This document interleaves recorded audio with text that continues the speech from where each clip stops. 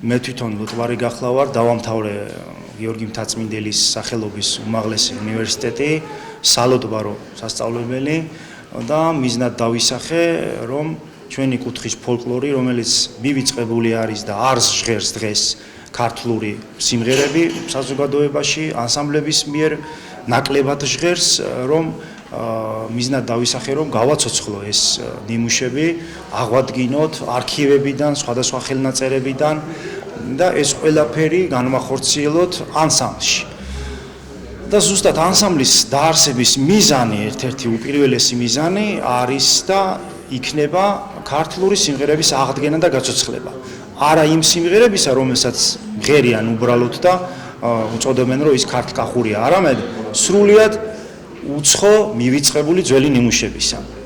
ამიტომ აქედან გამომდინარე ფაქტიურად საარქივო შემოქმედებასაც ვეწევით და ჩვენი შემოქმედება არ არის მხოლოდ პრაქტიკული ხასიათის, არამედ თეორიულადაც ვიღებთ მონაწილეობას სხვადასხვა კონფერენციებზე, სხვადასხვა გასამეცნიერო გამოსვლებზე, მე პირადად მუშაობ ქართულ ფოლკლორზე და არაერთი მოხსენებით წარდგარ ვარ მსმენელთა წინაშე, როგორც ქალაქგარეთ, ისე ქალაქში და სხვადასხვა რეგიონში. ისე რომ ეს ვიყვარს ჩვენი საქმე პირველ რიგში, რაც გვაიძულებს, რომ ვაკეთოთ ის საქმე, რაც გვიყვარს. მღერით და ყოველთვის ყოფილიყოს ქართველი კაცი იმ უნება განწყობაზე, რომ ემღერებოდეს რა.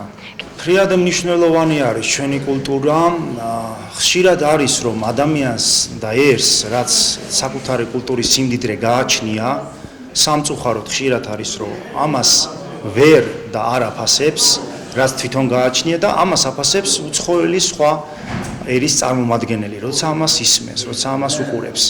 და ის რჩება აღფრთოვანებული, თუ როგორი საოცარი კულტურა გაქვთ თქვენ ქართველებს. კერძოდ ქართული ხალხური სიმღერის და საეკლესიო გალობის სახით. რომელმაც საუკუნეები გამოიარა და ნუ თუ შეიძლება ჩვენ კაცობრიობას დაუტოვოთ ისეთი განძი, რომელიც საუკუნეებს გაუძლებს, ხო? ეს არის არამატერიალური კულტურის ძეგლი და სანამ საქართველო იარსებებს თავისი ტრადიციებით, თავისი წმენით, თავისი წესშოულებებით, ყოველთვის იარსებებს ქართული სიმღერა და გალობა. და ამდენად მნიშვნელოვანი არის, რომ ჩვენი თავი გვეკუთვნოდეს. ჩვენ სული და ხორცით, ყველანაირად მენტალობით, აზროვნებით, ტრადიციებით ვიყოთ ქართველები. რადგან საქართველოს მკვიდრნი ვართ და საქართველოში ვცხოვრობთ. ამიტომ მეტად საჭირო და აუცილებელი არის ქართული ხალხური სიმღერის პოპულარიზაცია საზოგადოებაში. რიხის შემოქმედება და მისი სავალი გზა არის ძველი ხალხური, ქართული ჩვენი კუთხის სიმღერების გაცოცხლება და საზოგადოების წინაშე მათი წარმოჩენა. ბევრი ქართული ნიმუშები არის მივიწყებული, რომელ ნიმუშებსაც ჩვენ აღვადგენთ, ვაცოცხლებთ, რომელიც ეს ჩვენი ტრადიცია და ჩვენი კულტურა არის და აქეთკენა გვაქვს გეზი აღებული. რიხი უკვე რამდენიმე წელიწადია რაც არსებობს და მის შემოქმედებას ეთნოგრაფიული ხასიათი აქვს. ანუ ეს იმას ნიშნავს, რომ ჩვენ ვასრულებთ მხოლოდ ჩვენი კუთხის ფოლკლორს, და აი ამ ლიტერატურულ საღამოზეც რიხმა შეასრულა იოსებ დავითაშვილის ლექსები, რომლებიც ამღერებულია და სიმღერებად არის ქცეული. და ასევე მრავალი სხვა ჩვენი მწერლების შემოქმედება არის სიმღერებად ქცეული.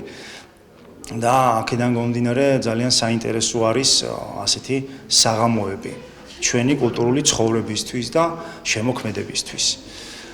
აი ზოგადად თქვენი წარმატებების შესახებაც რომ ისაუბროთ, აი რიხს ქონია არაერთი წარმატება, ფესტივალების ლაურეატი არის, სხვადასხვა ფესტივალები საქართველოს როგორც ფარგლებს შიგნით, ისე ფარგლებს გარეთ იღებს მონაწილეობას და წარმოაჩენს ქართლის კულტურას, ჩვენი შიდა ქართლის კულტურას თავისი შემოქმედებით. და განვაგრძობთ ჩვენ შრომას, რეპეტიციებს, ასე ვთქვათ, მუშაობ და ახალგაზრდები არიან ჩართული კიდე ამ საქმეში, რაც დიდად მნიშვნელოვანი არის, რომ ახალგაზრდების კულტურული აღზრდა და სწავლა-განათლება მიიღონ.